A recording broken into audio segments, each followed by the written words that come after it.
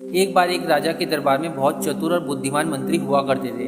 राजा के लिए वे न केवल एक मंत्री थे बल्कि एक ऐसे सलाहकार थे जिनके पास हर समस्या का समाधान होता था। राजा उनके बिना कोई भी बड़ा फैसला नहीं लेते थे। उनकी इसी बुद्धिमानी के कारण दरबार के बाकी दरबारी उनसे ईर्ष्या करते थे।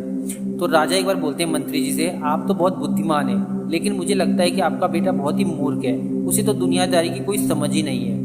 तो मंत्री विनम्रता से बोलते हैं, महाराज आप ऐसा क्यों कह रहे हैं, आपको ऐसा क्यों लगता है कि मेरा बेटा मूर्ख है। तो राजा बोलता है, हर सुबह जब मैं शहर पर निकलता हूँ और लोगों से मिलने जाता हूँ तो तुम्हारा बेटा वहीं खड़ा मिलता है। मैं हर दिन उसके सामने 2 सिक्के रखता हूँ, एक सोने का और एक चांदी का। मैं उससे पूछता हूँ कि कौन सा अधिक कीमती है, वो हमेशा चांदी का सिक्का उठा लेता है। ये देखकर दरबार के मौजूद सभी लोग हंसने लगते हैं। तो राजा की बात सुनकर मंत्री को बहुत बुरा लगता है। वे बिना कुछ कहे सीधे अपने घर चले जाते हैं और अपने बेटे से पूछते हैं, बेटा क्या सच है, तुम ये नहीं जानते कि सोने का मूल्य चांदी से कहीं अधिक होता है? तुम हर दिन राजा के सामने चांदी का सिक्का क्यों चुनते हो? क्या तुम्हें पता है कि तुम्हारी इस हरकत की वजह से दरबार में मेरी कितनी हंसी उड़ाई जाती है? तो बेटा शांत भाव से मुस्कुराते, पिताजी आप मेरे साथ चलिए, मैं आपको इसका कारण दिखाता हूँ। बेटा अपने पिता को अपने कमरे में ले गया और एक बड़ा सा संदूक खोला। वो संदूक चांदी के सिक्कों से भरा हुआ था। उसे देखकर मंत्री हैरान रह गए। तो मंत्री, ये सब सिक्के कहाँ से आए? तो बेटा बोलता है, पिताजी ये वही सिक्के जो राजा हर सुबह मुझे देते हैं। आप सोच रहे होंगे कि मैं मूर्ख हूँ, लेकिन असल में मैं चतुर हूँ। जिस दिन मैं चांदी के बजाय सोने का सिक्का चुन लूंगा, राजा उसी दिन से खेल बंद कर देंगे और मुझसे सवाल पूछना छोड़ देंगे। फिर मुझे रोज मिलने वाले चांदी के सिक्के मिलना भी बंद हो जाएंगे। राजा को मुझे मूर्ख समझने और मेरा मजाक उड़ाने में आनंद आ रहा है और उस आनंद की कीमत में वो मुझे चांदी के सिक्के के रूप में रोज चुकाते हैं। मैं एक सोने के सिक्के के लालच में अपनी रोज की कमाई क्यों गवाऊं?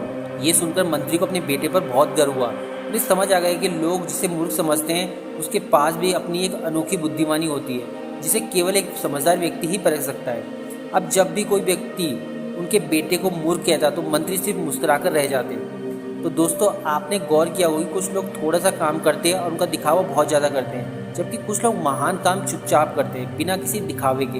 अगर आपको पता है कि आपका रास्ता और आपका काम सही है तो इस बात से कोई फर्क नहीं पड़ता है कि दुनिया आपको क्या कहती है। दुनिया अक्सर उन लोगों को पागल या मूर्ख कहती है जिन्हें वे समझ नहीं पाती। इसलिए किसी को साबित करने की जरूरत नहीं है। धैर्य रख के आभारी रहे और अपने सफ़र का चुपचाप आगे बढ़ते रहे। इसलिए अगली बार जब कोई आपकी काबिलियत पर हंसे या आपको नासमझ समझे तो बुरा मत मानिएगा, क्योंकि शेर की एक खामोश चाल 1000 गिद्धों के शोर से भारी होती है। क्या आपने कभी भी अपनी ज़िंदगी में ऐसे किसी इंसान को देखा है जो कम बोलता है लेकिन समझदारी से बड़े काम कर जाता है?